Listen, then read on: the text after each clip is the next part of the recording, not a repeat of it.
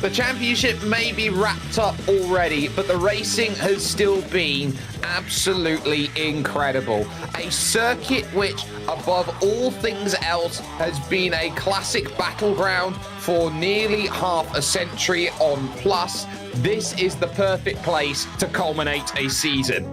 This is the Circuit de Spa-Francorchamps. This is round 12 of 12, and it's your Sunday Grand Prix series here with the Lotus 79, and it's live on the Global SimRacing Channel. Good morning, good afternoon, good evening to sim racers around the world. My name is Jake Sperry. Alongside me in the commentary booth here is Joey Atterbury, with Ryan Bauer directing the cameras, which are provided by Dougie Beard. But this is a fabled circuit, full of history, full of legacy, and each corner is worth 1,000 brand new Herman Tilke tracks. Let's take ourselves around with a GSRC track guide to show just what makes this place truly irreplaceable.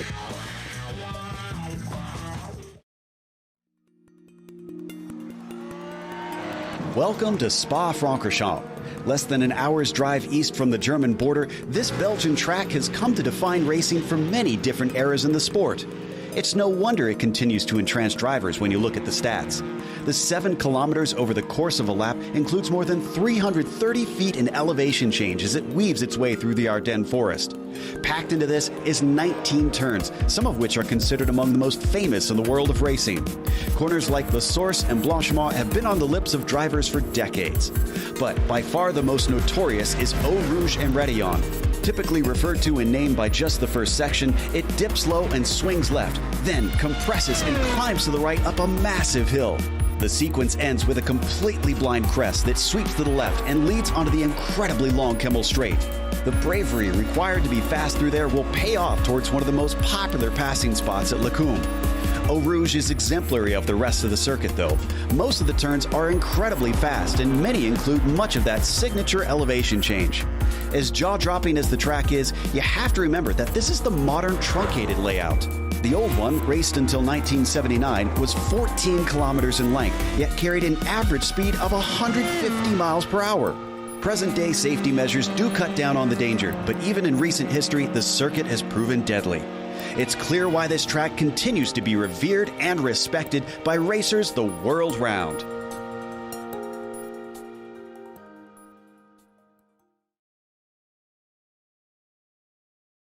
An important circuit in the history of racing as a whole. A track which used to be raced, Joey, from the town of Spa to the town of Francorchamps, over to Stavelot and back. Now it's a shorter version of that, but it is still 7 kilometers and 4 meters.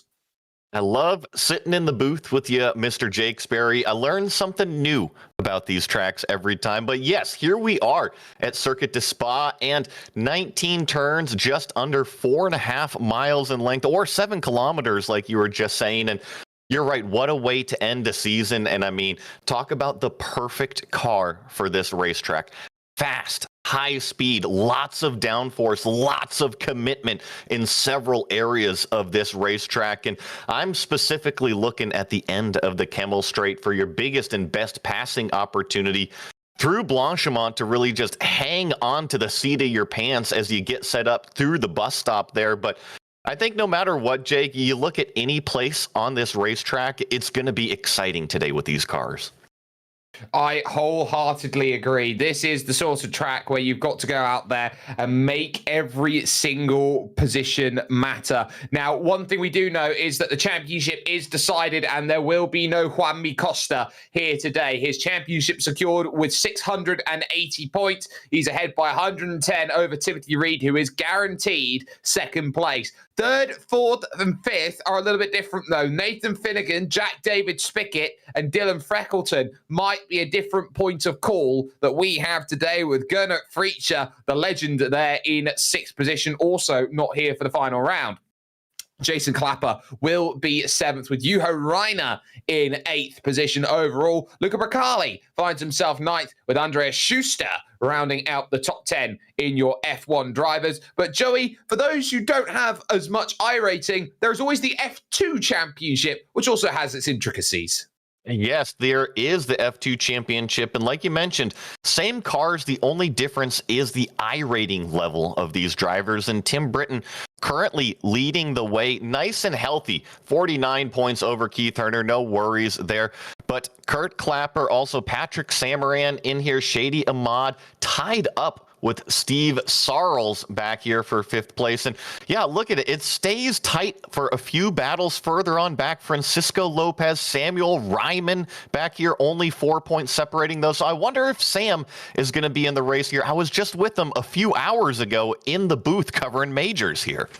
Unfortunately, I do not see him in the field, so the answer to that is going to be a no. But this final race of the season is 20 laps long. There is an open setup available for these drivers, so these drivers have to work out what makes this car tick. And they don't have a spare car to work with either, so if you break the car, you buy the car. As a good old commentator friend of mine who used to be here, Bill Subzan, used to say to us, if you break it, you bought it. Your drive-through penalty comes through at 17 incident points, and if you find yourself going over that and after the drive-through penalty, disqualification will be at 25. I remember once upon a time when it was disqualification at 17 instant points, and every race was fraught with that danger. We're currently in the thralls of qualifying. This is the onboard driver's eye view from Jack David Spickett driving into that final chicane. You can immediately see how much wheel work they have to do today. It is worth keeping an eye out on this. They are running the endurance layout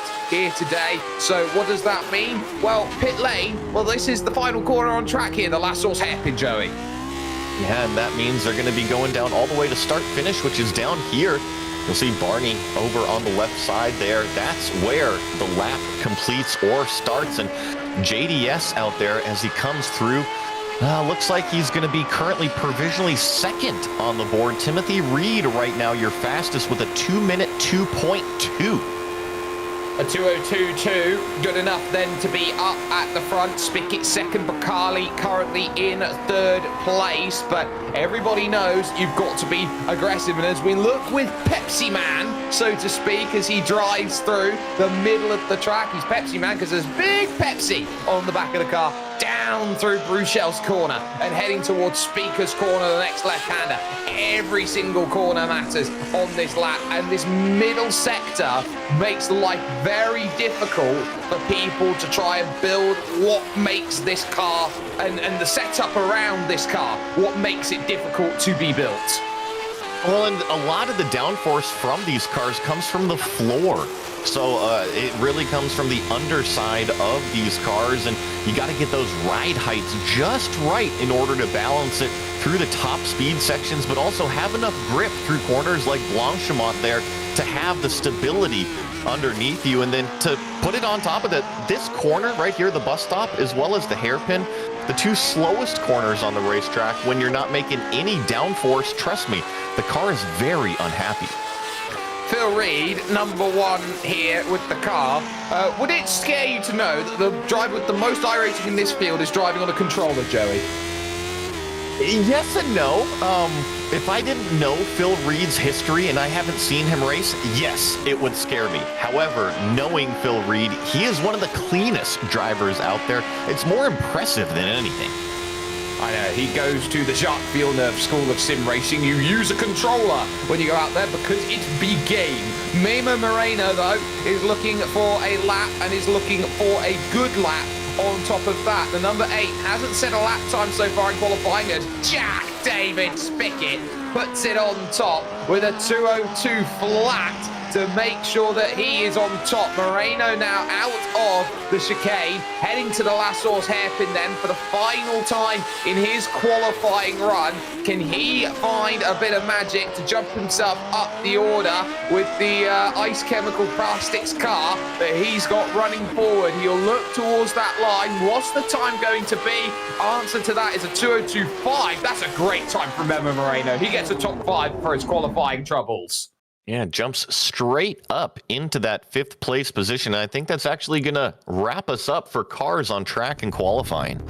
I think it is as well, which means On the pole position will be Jack David Spickett, a 2:02.071, and important for his championship aspirations because he wants third over on that championship over Nathan Finnegan. Timothy Reed will be second with the other Reed, Phil, with a different Reed spelling, in third place. Luca Bracali will be fourth. Row 3 consisting of Memo Moreno and Nathan Finnegan. Keep an eye out on him today, with Tim Britton lining up 7th ahead of Jean-Francois Boscus in 8th place overall. The 5th row of the grid will consist of Seamus Power, who will go from 9th, and Dylan Freckleton holding out the top 10. Here in 11th, we've got Daniel Banker and Adam Klatska next to him in 12th. Then we've got row 7 with Keith Herner and Wolfman Frund. In 14th, AJ Roper and Armando Edwards make up row number 8. In 17th, we have Steve Sarles and Robert Simpkins. In row 10, we've got Bronislav Robanek and John Hall in the top 20. Over the page then to the final page here, you got John Stevens and Cam Porter on row 11. Kleber Bataro Mora will go from 23rd ahead of Jason Steinhurst, and the last 5 drivers are all split by iRacing. The Clappers are on row 13, Jason followed by Kurt, and then you got Christo Chinmay, Andrew Eng, and Julio Cesar Compagnoni making up the 29 drivers here for the last race of the season at the Circuit de Spa-Francorchamps. 21 turns over the course of 20 laps will mean that they will turn 420 times. There is Cam Porter, and his look now towards his racing. He'll be looking to try and charge on up through the field with the way that his results are going to go. And look at the track temperatures. They are as cold as ice. You don't need to sacrifice much in terms of setup. In sim time is just gone 10 past 8 in the morning, and they've got that long run towards to Eau Rouge, and Radion. Those 2 corners are going to be big up the Kemmel Straight towards the Lake Coombe right and left. That's where you're going to need to find all of the most amazing overtakes out there today. Jack David Spickett has his eyes looking forward. He'll be focused on Nathan Finnegan, but it's Timothy Reed and Phil Reed who will be his main focuses today. Lights on, lights out. Let's race here at the Circuit de Spa-Francorchamps. It's a good start by Timothy Reed, who will immediately pull alongside and look to try and get himself through into the race lead. Up through Eau Rouge and Radion. He will, but will he have drive as the slipstream takes its hold? And they now go up the Kemmel Straight, looking to try and find that pass. JDS on the outside, and now trying to make moves as Luca Bracali. He wants to jump up now into second position. Big contact, huge hits. He goes through. Bracali slides off the track. Oh, yeah, I think it was Phil Reed and Bracali that got together. I think I saw Bracali see the train of draft coming. He went over to make a defensive move. Unfortunately, the number 1 car was already there. Phil Reed made some contact, but check this out. Dylan Freckleton, Jean-Francois Boscus side by side as we start to head down the hill. And every position down the hill matters out there at the moment. They know that this is a race that you can't afford to lose ground on. Timothy Reed, your leader. Jack David Spickett second. Then it's Phil Reed. Nathan Finnegan up to fourth. He avoided everything. Coming down the hill, Jake. I'm sorry to interrupt. A huge wreck coming down the hill a little bit further in the back. Oh, that's a big wreck in the back, and that is huge in terms of those drivers who have been caught up in the mix. It looks like the likes there of Luca Bracali was still just about able to pivot away through it, but it was just a huge accident down there at those final stages then on the first sector into the second sector. But now here through the third sector on the circuit, they charge through Blanchemont corner over towards that final chicane, and the patience now is needed, and they will all be looking around at what they have to do. These cars will get quicker and quicker as they go. Lot of locking up there from about the middle of the road, middle of the pack. That was Memo Moreno, I believe, who was locking up his tyres as he was making charges, but into the last horse hairpin to end the opening lap. This is being a really aggressive first lap from these drivers. Spa really does bring it out in some drivers. And we're just getting through the warm-up phase, honestly. You mentioned all the lockup going into the bus stop chicane the first time, and look at the size difference on these tires. The front end has these little itty-bitty tires. The back has these big old chonky things to put down the power and the downforce, but those little guys, they do take a little bit to warm up. Now that we're in the second lap, they should be up to temperature, but you got to be careful. They do act differently. They certainly do. This is Luca Bracali. His race is over and done with, and here is why. On the brakes into the chicane. Does he find enough room? Yes, he just about does. But as he goes through, he realizes, oh, hang on a minute. I can go down here. No, I can't. No, I can't. Wrong pit lane. And he gets absolutely sent backwards. And this is the look on lap one, which he had. He was looking for position. Phil Reed was there in the mix. He was starting to get through. He tries to slot into line, and Phil Reed just ends up with nowhere to go.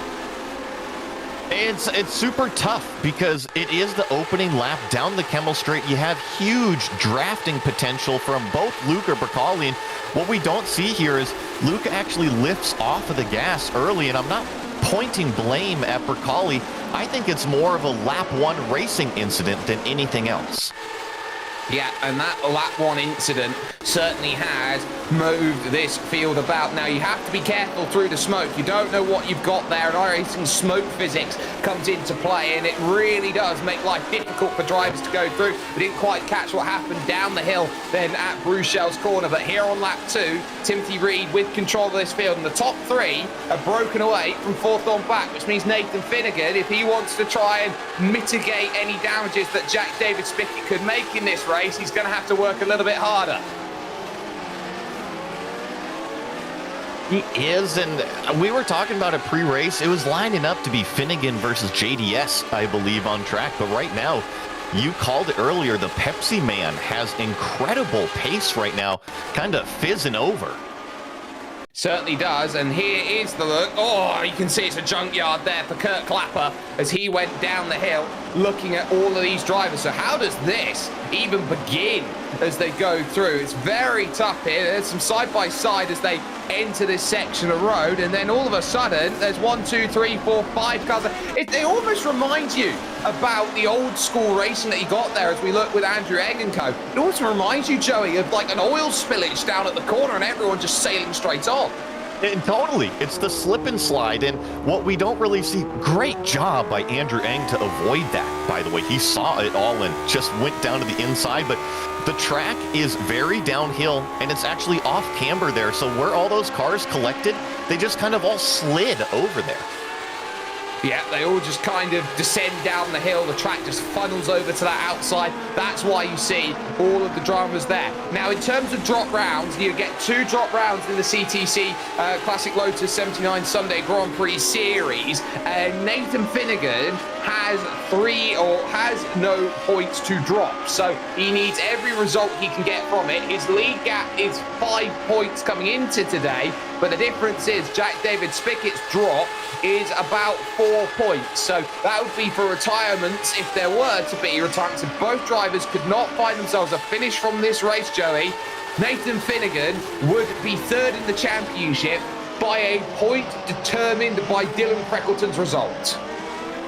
Well, let's just hold our breath here, just cool your jets, because we still got, 16 laps remaining for these cars to settle it out. And trust me, if anything has been shown from the first 3, I think we're going to see a lot of attrition, a lot of action out there, and we'll just have to see how it ends up.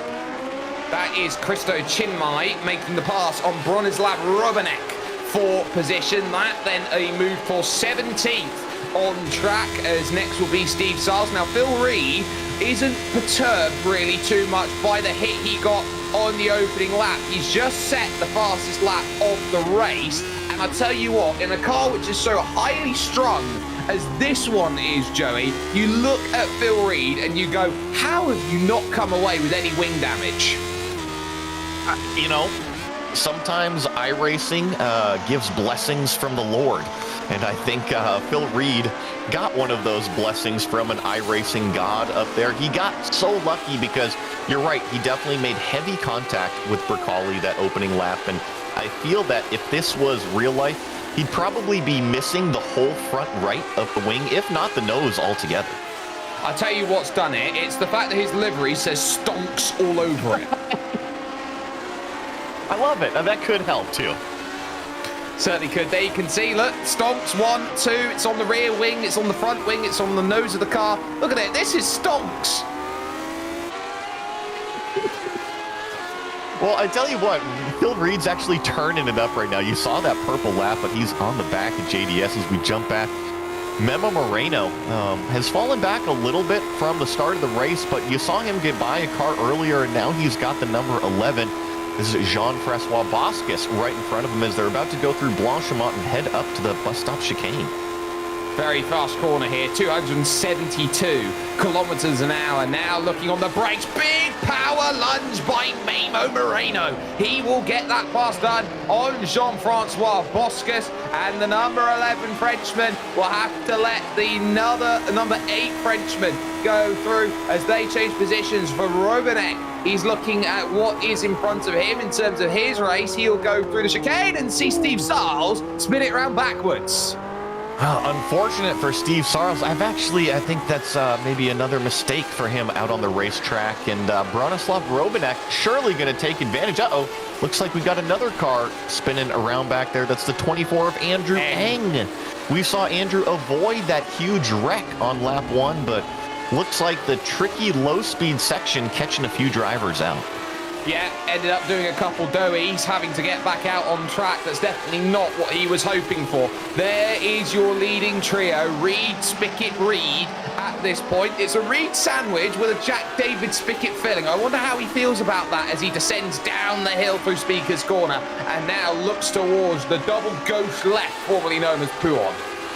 Well, I don't know about you, Jake, but I feel like if I put Pepsi in a sandwich, it's not going to end up too well. No, it would be a very soggy sandwich, I would admit that much, but maybe the plastic would keep it in check. But at least at this point in time, Jack David Spickett knows that he is very much the Mento in the Coke bottle waiting to try and explode. He is trying to get himself into a position where he can attack Timothy Reed, but Reed is just keeping him at an arm's length. It's almost like when you're watching, for example, Little League American football that's out there, and you see the really, beefy 8-year-old kid decide at running back, I'm just going to put my hand out and nobody's going to tackle me. Well, and I think it also comes down to the different choices of setup. In this racetrack in particular, we've talked about the mountain of this racetrack, right? And there's tons of fast stuff, there is some slow stuff, and there is definitely medium speed. So how do you set up your car? What wing angle do you go with? Do you go with maybe something a little bit more aggressive where you'll have top end down the straightaway to potentially make those passes, but then you struggle through the areas that you need the downforce? So that could be something else we're seeing. Timothy Reed, JDS on 2 different setups. Where is each one fastest? But here we go, JDS with a run. With a great run, he'll have to go to the outside here if he wants to make this pass for the race lead on the Ferrari-inspired car of Timothy Reed. He's not going to get it. There's traffic in front of them as well. That will be Steve Sarles that they'll have to try and navigate away by. Going through the right then at Malmedy Corner, the highest point on this Spa-Francorchamps circuit in the Dutch Ardennes. Now looking to try and make a challenge here as they go down the hill. This is not yet enough to make it happen, but at least right now, you're certainly starting to think that Timothy Reed will be looking very nervously up that Kemmel Straight the longer that this race goes on. We're only a third of the way through at this point. Oh, definitely. And you got to think that JDS has the speed. Remember, he is our he was our pole sitter, so it could just be figuring out where the race pace is in the car right now. And the other thing, too, could be it could be faster at the end of the race. So JDS may just need to sit down and log some laps right now behind Timothy Reed. But this is all speculative over here.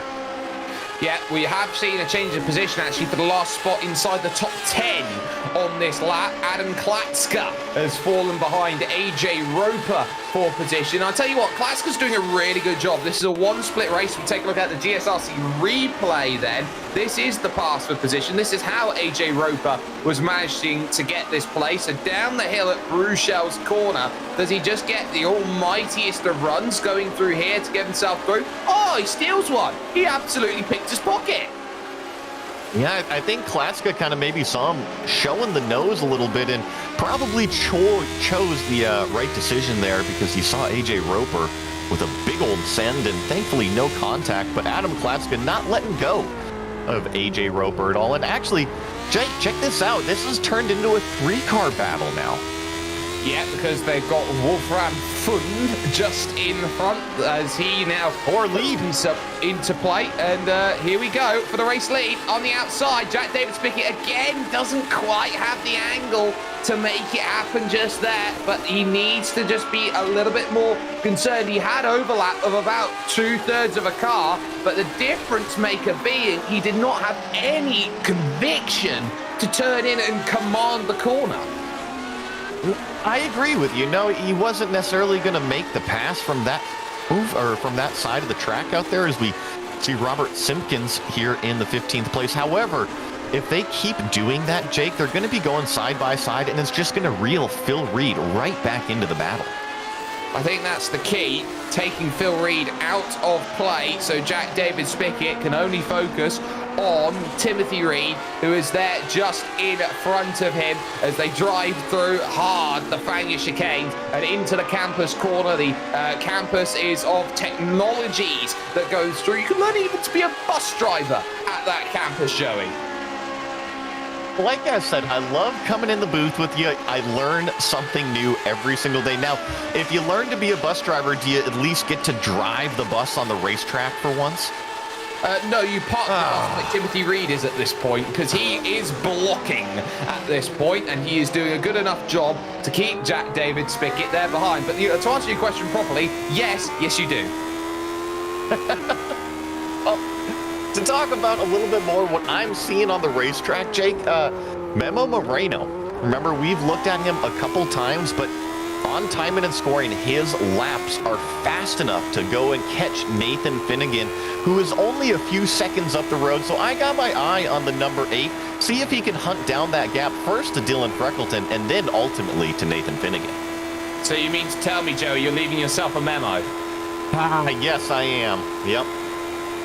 No moves then on the Kemmel Straight, heading towards Lake Coombe, the right and the left. No chance there for Jack David Spickett to make that pass. He'll have to stay in line as the groups do start to fan out in this field and just open up. And this is what you get from a field like this. It does open up, it does become a little bit more difficult, but we have had a number of retirees out then from this race over the opening laps. Already we have lost Kurt Clapper, Daniel Banker, Luca Bracali, and Julio Cesar Compagnoni from this race. A lap down already, Jason Steinhurst, Armando Edwards, and on top of that, Steve Sarles. But every place is going to be important later on as they go through. And this leading group, this is just holding patterns, the same way that you'd have with an aeroplane at this point, Joey, waiting to land. They are waiting to land a decisive strike in this race.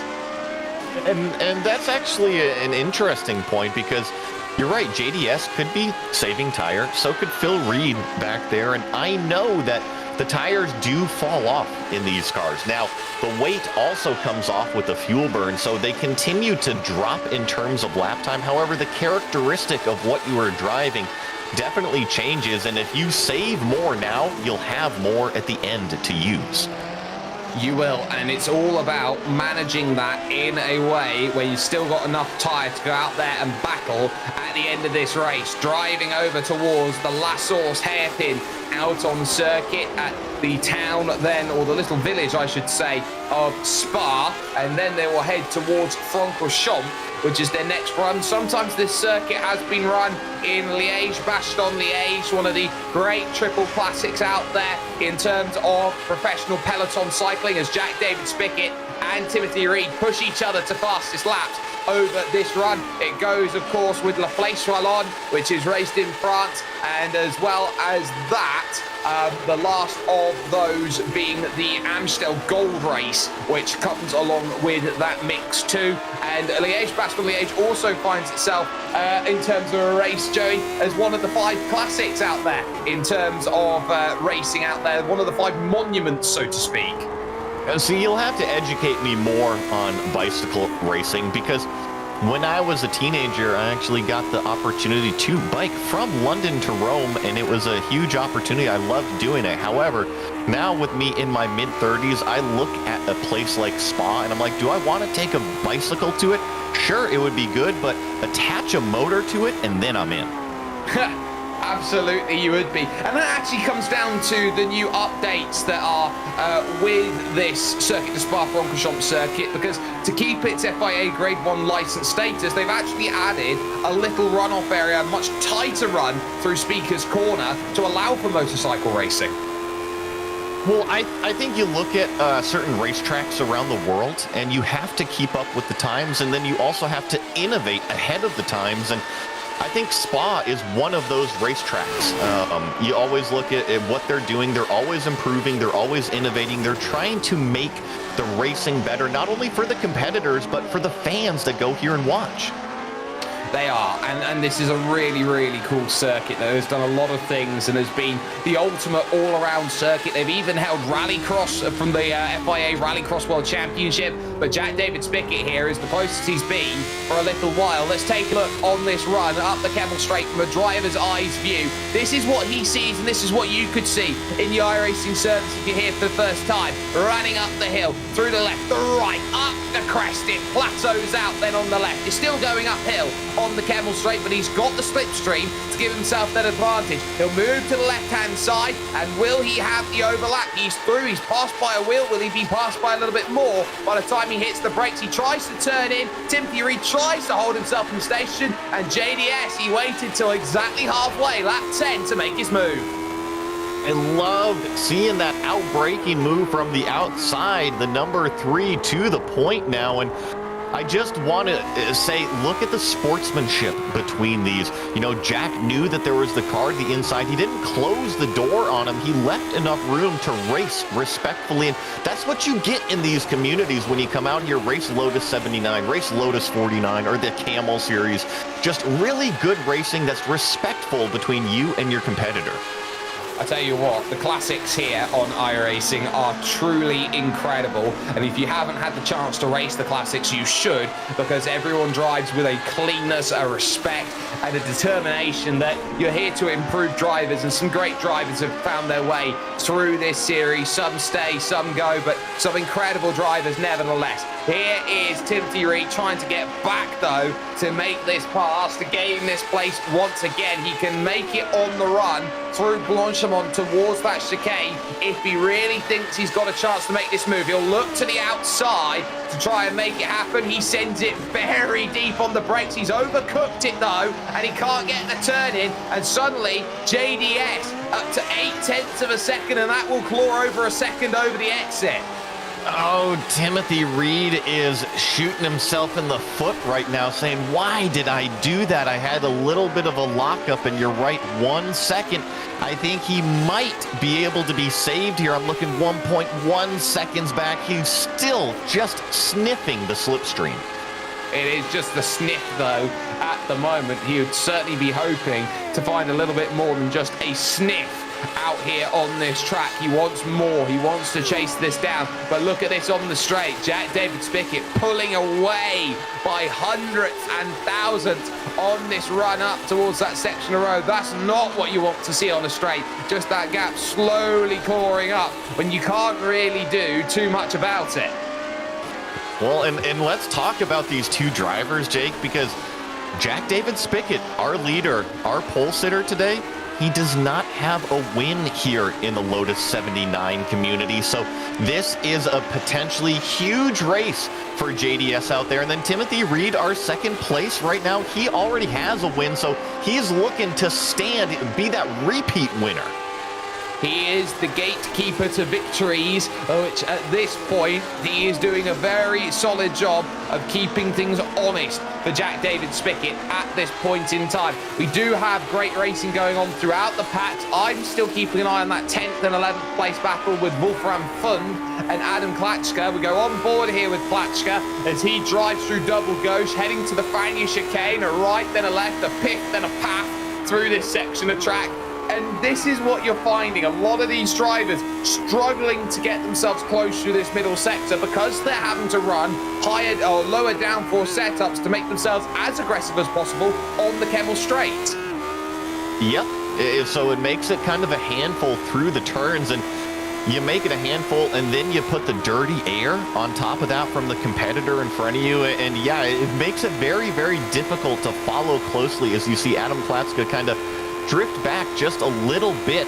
Now, the toe will help him close it up on the straightaway. It's kind of like a fishing line that keeps you attached to the car in front of you. But if you fall back past that 1 second gap, you start to lose touch of that slipstream.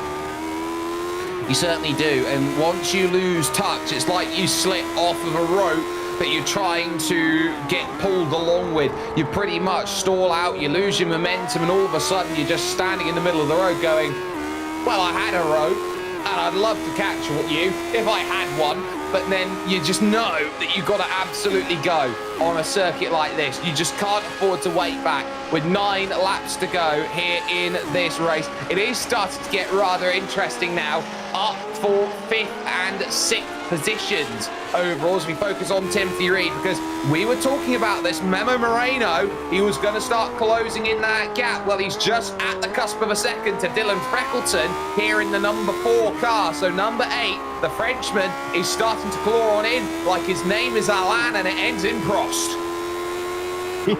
You're right, and he's clawing in Dylan. Dylan is clawing in Nathan Finnegan, so it's kind of like an accordion right now. It's just all condensing up, and it will be a battle for 4th place. The other one that I've got my eye on is actually the battle for 20th place, Jake, between the number 23, the number 27, and then the number 24 of Andrew Eng. And actually, check this out. This is the battle I'm talking about right here.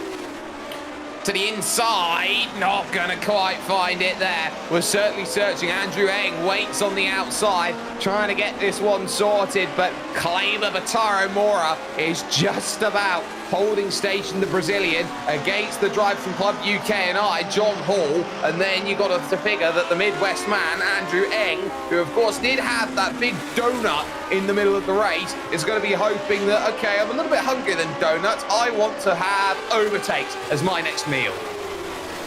You know, I've got donuts upstairs. It depends on what kind of mood you're in, and I do think that Andrew Eng is much more in an overtake mood than a donut mood. He's already filled up on those donuts as we see our leader, JDS, put down another purple lap in the 202s this time, and he's hooked up on a mission. And this is Cam Porter, everybody. I am a big fan of Cam Porter. He always comes and races these vintage races and provides us the onboard cameras. And oh no, looks like John Hall just had a huge incident who we were following along with. Oh no, number 23 spun around off the exit then of Stavilo Corner, and that is so easy to do. He just pushes a little bit too far wide and then he gets tagged from behind, so that's him done. But as we focus on Cam Porter for a moment, watch how he gear shifts. He doesn't use the flappy paddle gearbox that everyone else does. He likes his immersion. He uses the H-pack. I've actually seen a lot of the community members try to replicate the realism. I like that. I've even seen rigs with the old Lotus 49 steering wheels to really even get that simulation going. I'll tell you what, if you had a leather helmet to go on top of that, I think that would be absolutely perfect, don't you think? I do, and you know, occasionally Cam has some nice red shirts, as occasionally a GSRC shirt too to match his paint, which you can get at gsrc.storenvy.com. We shill here on the Global SimRacing Channel. He's doing a great job right now. 8 laps to go, making his drive. He's in 15th position right now, up 7 spaces in this race. There's only one driver who's done better than him, and that, you would argue, is John Stevens. Now, here's a look at John Hall, finding out where he goes through. He goes through the corner. He just pushes out a little bit too hard, and bang! Into the back he goes. He gets air and turned around, and that would have been a really frustrating accident because all he did was slightly understeer, and it takes just a little bit of understeer to get bitten here at Spa. Yeah, you know, he understeered out into the curb, and I think once he was on the curb, I mentioned these cars make all their downforce from the floor, and you really got to get them sucked down low in that ride height, and I think it just upset the car, and around turn to John Hall. But check this out. Timothy Reed, after relinquishing the lead to JDS, has now clawed it back in. He was up to a second and a half behind. Now we've got another fight on our hands. We do. There's also been another spin, or another 2 spins, I should say. AJ Roper's had 2 spins at the chicane, so he's dropped way back now down into about 12th position, if not that 13th. So he's now back. Top 2, though, having a really good race, and now they're starting to understand, okay, this is what we're there. Remember, Moreno's around. Memo Moreno just had a self-spin just as he was starting to catch Dylan Freckleton. He was only about a half a second back, and we're going to catch this replay queued up by Ryan Bauer, always on top of things. And coming into the right-hander here, Jake just loses it. Look, on the curb, just unsettles the car and turn in, and just like that, you're around. The first thing they tell you is avoid the curbs, and AJ Roper, the Canadian, finds himself in a little bit of trouble out there on track. I'm not sure if he's an Autobot or a Decepticon by his helmet, but on the brakes he goes, and just the back loops. I mentioned it, the slow-speed corners, I think they're actually the most difficult in these cars. And see, there he spins it around again. That's because he's already overheated the tires, plus no downforce. Just got to be patient at this point.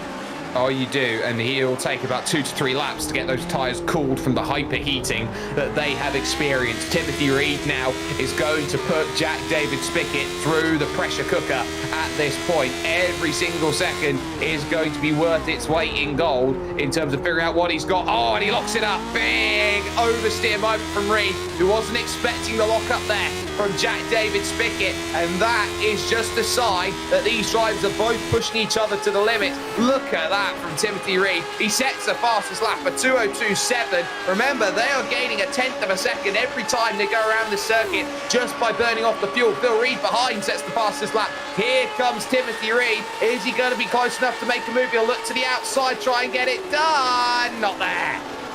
Oh, JDS deep on the brakes, defends the lead from Timothy Reed right now. And you think that Jack wants that first win. He's driving like a man possessed out there. He's not going to give up the lead easy at all. No one said that he was going to give it up easy. You're going to have to work for it if you're Timothy Reed, and you know it. Through every corner, the speaker's corner they've just gone through, over to double gauche, the next double left-hander, which is so committed, and one of the most important corners out there on this circuit to try and mastermind as you go through. This is a really, really big phase of the race. Every place mattering as they go through, and you can't afford to make a mistake out here if you're Jack David Spickett, because remember, P3 in the championship's on the line. If he's first or second, he's got the job done on Nathan Finnegan and Dylan Freckleton, who are 4th and 5th. But he's thinking about more than that. He's thinking about victory numero uno. And it's a big one. That's a milestone, because it seems like once you collect that first one, the next one comes that much easier. So yeah, the first win, always something to remember. And if I could give some advice to Jack David Spickett, if I was on the radio, call me the crew chief, you know you've got the speed. You qualified on pole. You already pulled away from Timothy Reed once. Just don't even worry about him behind you. Go out there, race your own race, hit your marks, and just turn your laps. You're naturally going to pull away from it.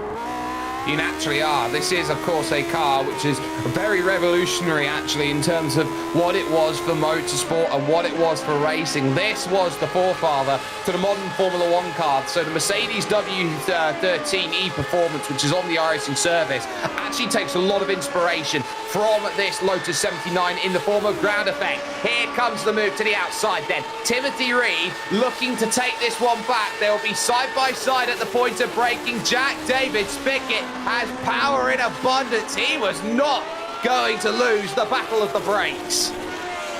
Also, you know, he was lined up on the right side of the track.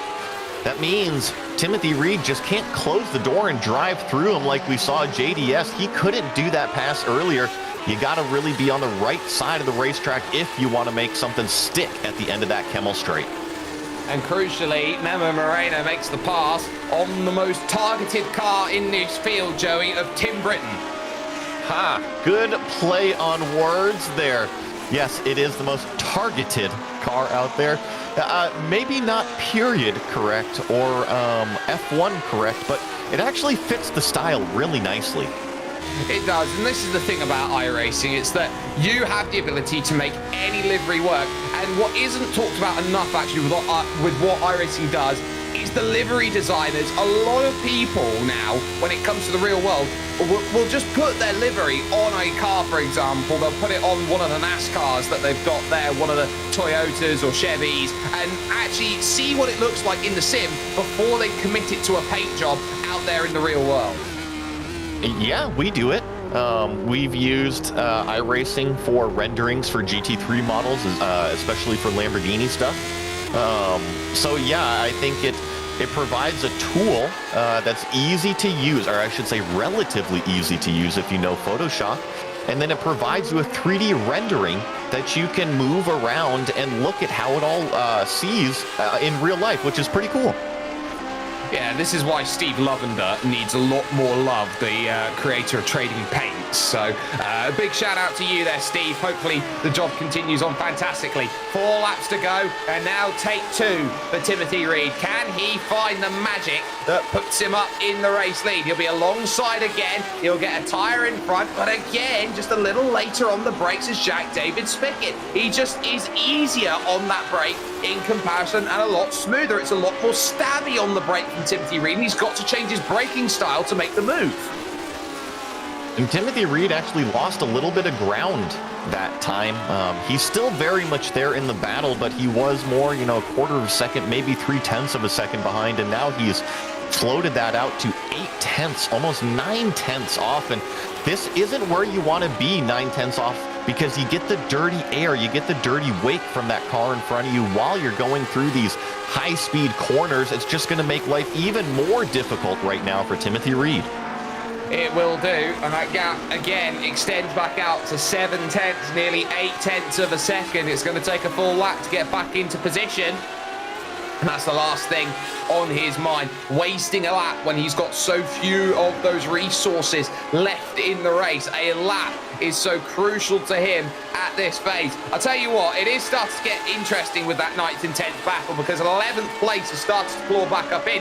Keith Herner, he's been so quiet over this race, but suddenly he's got a chance, and the swordsman on the back of his helmet will say, I want to absolutely challenge. All 3 of these cars doing a fantastic job. Keith Herner, Adam Klatska, as well as Rolfram Fund up there. Every single one of these up positions from where they qualified. You mentioned Keith Herner up to Adam Klatska, up to Wolfram, up 5 positions, and there's a good shot for that helmet for you. Oh, what a shot that is. What a bit of helmet design that is. And it absolutely fits with the bridge there on the back, with the hands device that comes into play. And look at that, looking for a move to the inside as Phil Reed sets the fastest lap. Here comes the dive, and Keith Herner gets it done. Block pass of the century. Yeah, that was a big block going into the bus stop there. But jumping back up to our lead battle now, I know that we've got some birds looking over us, providing us some info behind the scenes. I see Michael DeTurk over here making some comments, and I agree, Michael. I think that in order for Timothy Reed to get by, he's going to have to kind of force himself over to the right side. He's maybe given up that offense a little too early down the Kemmel Straight. Well, it's down to preference 1, and if Jack David Spickett, JDS or Pepsi Man, whatever you want to call him, at the front of the field, the most Lotus 79 name in the field, if he wants to try and get himself into position to make that pass, you are going to have to be very, very alert in terms of how Jack really goes to defend. On the brakes again, it is now the campus corner, and Stabilo immediately follows afterwards. That gap will extend to about half a second, but this is where it can close on the run through Blanchimont. And I feel like I've been a little bit of a JDS fanboy over here, and I haven't given Timothy Reed enough props, because you look at the race Timothy's had, he went up there, he took the lead away from our pole sitter, he led laps, he lost the lead to Jack David Spickett, he fell back about a second and a half, and he's clawed his way back up to fight for this win, to try to stand on the top step of that podium for the second time. And Yeah, you know, I've been talking about JDS, but Timothy Reed with a valiant effort right now trying to steal away the win. He has had a valorous performance, but will valor be the honor of war between these two drivers? It has been a dogfight between them and a showcase of how they race at the front of this field. Timothy Reed at 2:02.5, they're pushing each other with fastest laps, going purple on the timesheet every single time they are there. Here comes another little look then. He's not going to be close enough just yet, or is he? Will he make a late lunge out? Yes, he will. And Jack David Spickett is showing nothing until the car behind him moves. He is perfect on his defense at the moment, and he's only defending when he needs to. I think that Timothy Reed did a little bit better job there, though, because he forced JDS to keep that narrow line, and look at how close the number 2 car is now. There's not that separation that we've seen in previous laps.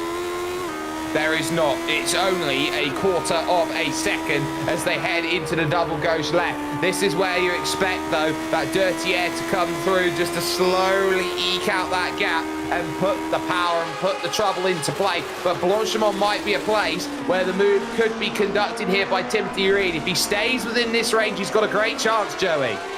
A little bit of push from the dirty air right now because he's so close to our leader. But yeah, you named it. He is as close as he's ever been, that making the run up the hill through Blanchimont. I think it's not going to be before Blanchimont. He might have an opportunity into the bus stop, but if anything, this is setting up perfect for the end of the Kemmel Straight. It is, and that would be on the final lap. If you want to make the move happen, you're going to have to be brave to get it done. On the brakes then, into the chicane for what will be the penultimate time. And now you start thinking about what Jack's got in terms of defense. Well, a good corner exit there out of the chicane is one of them. He's now got it back to half a second again.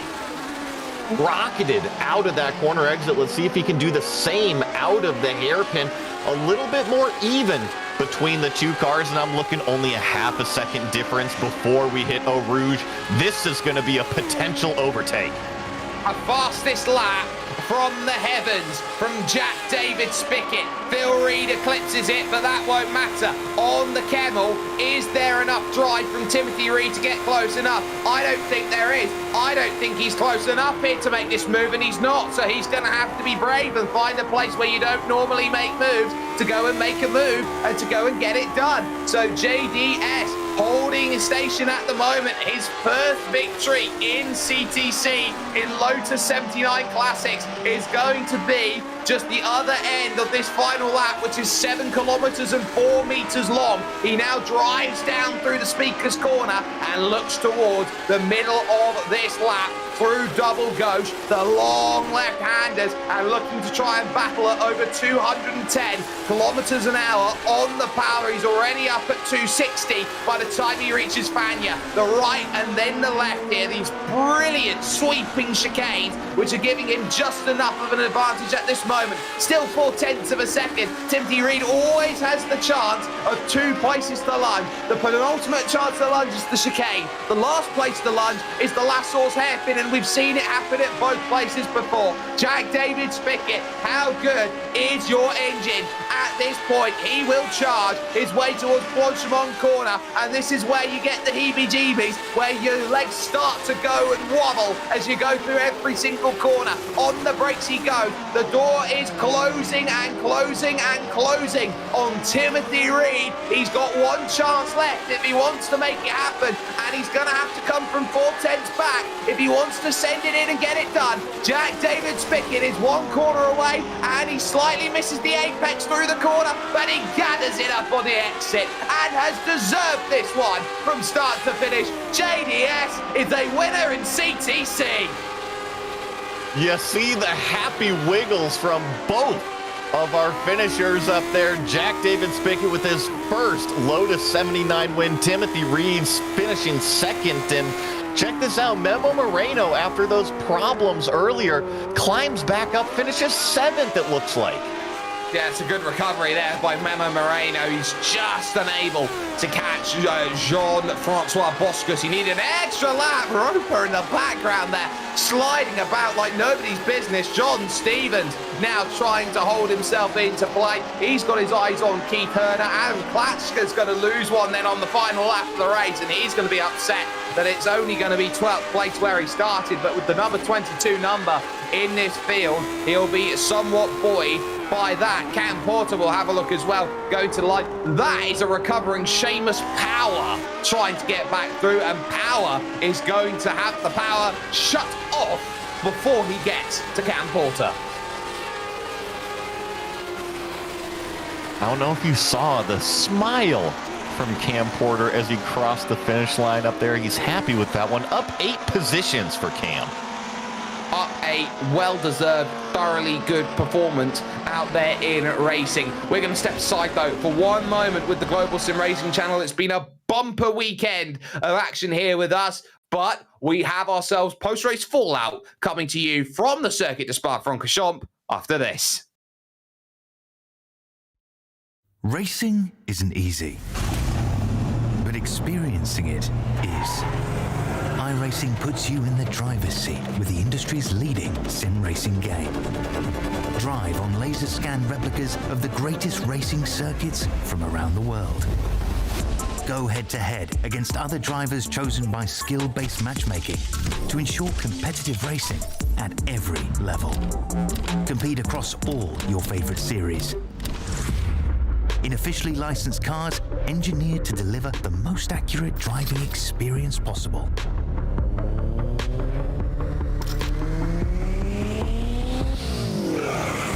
Join a race or host your own with players from across the globe. Race against the computer or in a league with friends.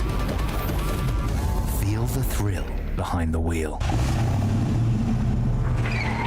Visit iRacing.com.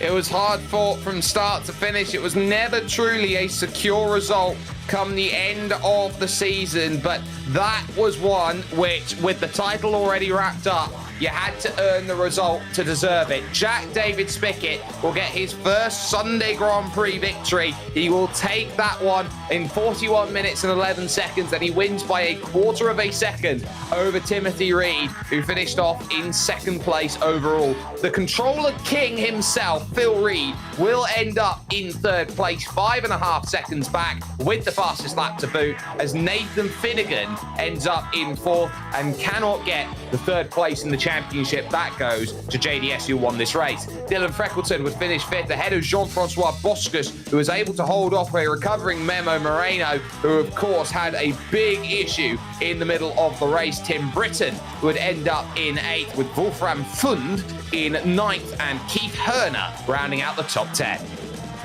And I think that brings us to our biggest mover, which is John Stevens, up 10 positions to finish in 11th.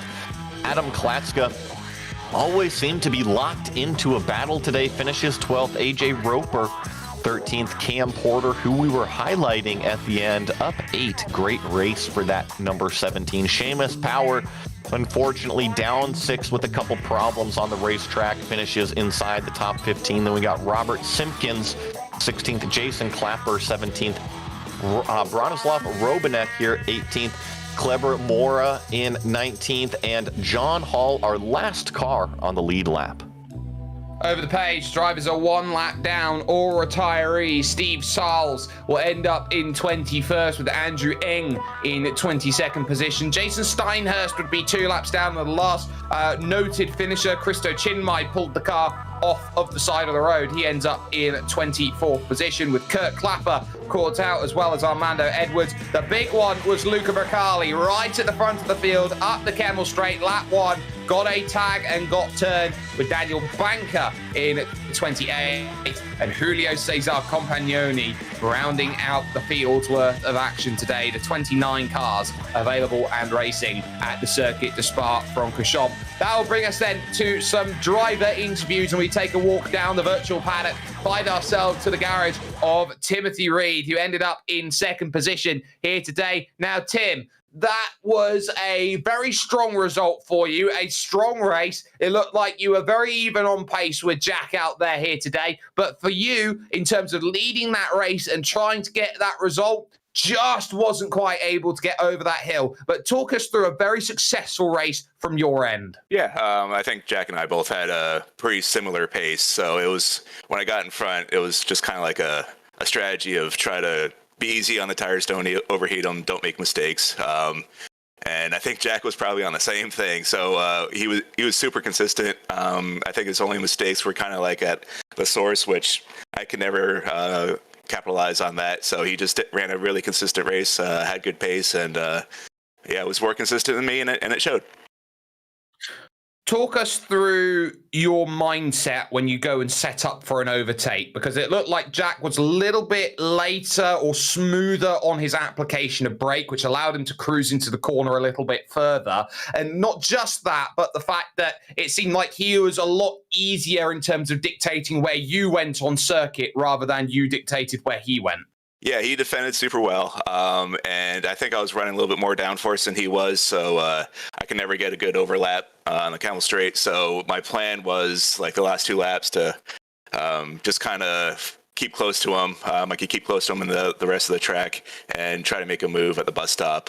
But the last lap, he just put down a scorch overlap, and I think, like, yeah, I proved my best lap by like half a second, but I still didn't like gain on him. He was just pushing the last lap, so I didn't get to as close as I wanted to be able to make a move. But yeah, coming out of the Camel Straight was not going to happen for me.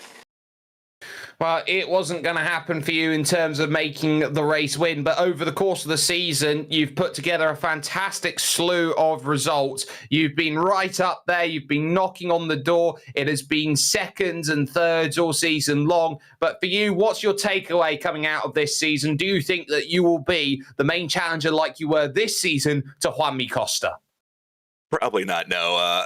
That takes a lot more practice, and I can't really afford that much practice. So, like, I just love coming out to the races, the strength of field or the weekday races, and just having a good time and racing very clean, tight races with the rest of the people that are in the L79 community. So I just hope that more of the regulars show up next season. Been missing a few good people, and of course they have their own obligations, and I know they'll eventually come back. But yeah, it's going to be a good season next year, and I'm glad you guys are with us again next season. Well, we're glad to be here next season as well. Before we let you go, Timothy, is there anybody you'd like to thank? It's a P2 finish for you today. I guess I'd like to thank Juanmi Costa for letting someone else win this week. So yeah, and of course everyone on the community that's runs it, runs the funding stuff, runs the all the notifications, runs the setups, all that good stuff. So thanks to everyone. Thanks to all the new people for showing up, and hope to see you all next season. Well, he only had the 8. Timothy Reed, unable to get one more off of him, but still a great second-place finish. Nevertheless, you've taken a little walk down the garages, then you have found the controller king, Joey. You found Phil Reed. Yeah, he's finally unplugged the controller, wrapped it up, and he's done spraying the champagne. Phil, congratulations on the 3rd-place finish here today. Yeah, thank you. Yeah, it was a pretty lonely race. But yeah, it was fun watching those two up ahead having a good time. But yeah, it was all right, I guess. So talk to me about the pace. We saw the incident with Luca Bracali on the first lap. We didn't see any visual damage on the car. Did you maybe pick up something on the underside, or what did you need to keep up with our 2 leaders? More skill, I think, is what I needed to keep up with the 2 ahead. No, as far as I can tell, I don't believe there was any damage from it. I don't think there's anything. I think, the first sort of like couple of laps after it, I think it was maybe in my head, or maybe I've got some, and I was sort of possibly overdriving, trying to like compensate for something that didn't needed to be. And I think that sort of put me out of rhythm a little bit. So I think the next few laps after that, I was just sort of struggling a little bit with the consistency, and that, once I dropped out of it, I think it was very difficult to get it back. I think they just had a bit more pace in general. So as I say, once I dropped out, I think it was just a case of trying not to fall too far behind, and hope. I say hope. No, don't want anyone to crash into each other, but yeah, that was the only thing that was going to get me up there, was a little bit of hard racing. from them, but they did a good job to keep it clean. Well, I know this is the final round of this season. You're always one of the regular competitors. Are we going to see you back next season in these Lotus 79s? I hope so. Yeah. It's been really good. It's been I was expecting to commit more to it this season than I actually ended up doing. I'll say it this time again as I did last season. I hope to commit more time to it next season, but we'll see how it goes. But I am looking forward to driving it again, at least. No, for sure. This is kind of like this and the Formula Renault 3.5 are kind of my two babies now. So I do plan to stick with it for as long as it goes. So yeah, I'm looking forward to that. But yeah. As long as those stonks keep pointing the right direction for you, hopefully we see you out on the racetrack some more. And my question to you is, are we ever going to see you get a wheel and pedals, or are you officially controller only? It's funny. I had this conversation with my friends quite a lot. I feel like I wouldn't want to just dip my toes in to the getting on and sort of getting. I think if I was going to do it, I'd want to go properly all out and get everything straight away. But that's quite costly. Whereas my controller is about £30. So that's kind of the way up in situation. Like, I would do it if I had the, if I knew I could just jump straight into like a really nice rig, everything set properly and exactly how I want it. But otherwise I can't see it being the thing where I would do it and jump away from what is currently my preferred method of choice. I totally understand that, and if I could say something, keep an eye out on those marketplace. There's been a ton of sim racers that have bought equipment during the pandemic and are now unloading it. So you might be able to find a complete setup for an affordable price. Just keep your eye out for one if that tickles your fancy. If not, keep rocking out on that controller. And before I let you go, you had a whole season. There's got to be some people that have helped you out or you want to say thank you to or say hi to. Now's your chance.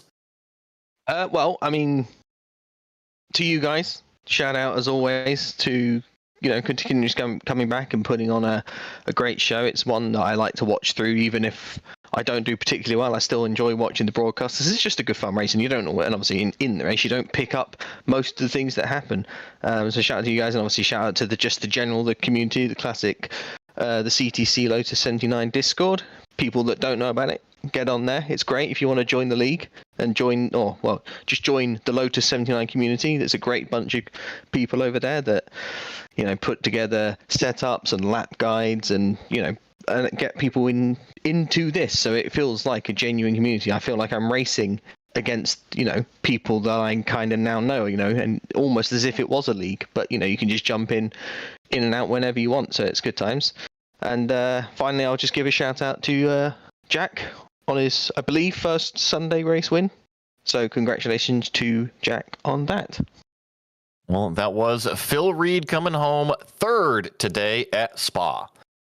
We can probably confirm that it will be a gold-plated controller that he'll have next season. I'm sure that will be fun for him in terms of what he's got. Cam Porter joins us now. Had a very strong race out there, gained a number of positions out there. Cam, looked like there was no case of going through the motions. You looked like you had your head down and every position pretty much mattered for you in terms of the way that you constructed your race. Yeah, that was a pretty thrilling one. It was a little quiet in the middle of the race, but near the end, it was so thrilling. I was gradually, just slowly reeling in Robert Simkin, and I had Seamus reeling me in too, quite prodigiously, actually. So that last lap was a thriller, and that it's kind of made the rest of it worthwhile, just waiting for that thrilling last lap. We saw the smile as you came across the line, and a well-deserved smile at that in terms of the way that you went about your performance. But we don't traditionally see you as often here in these 79s.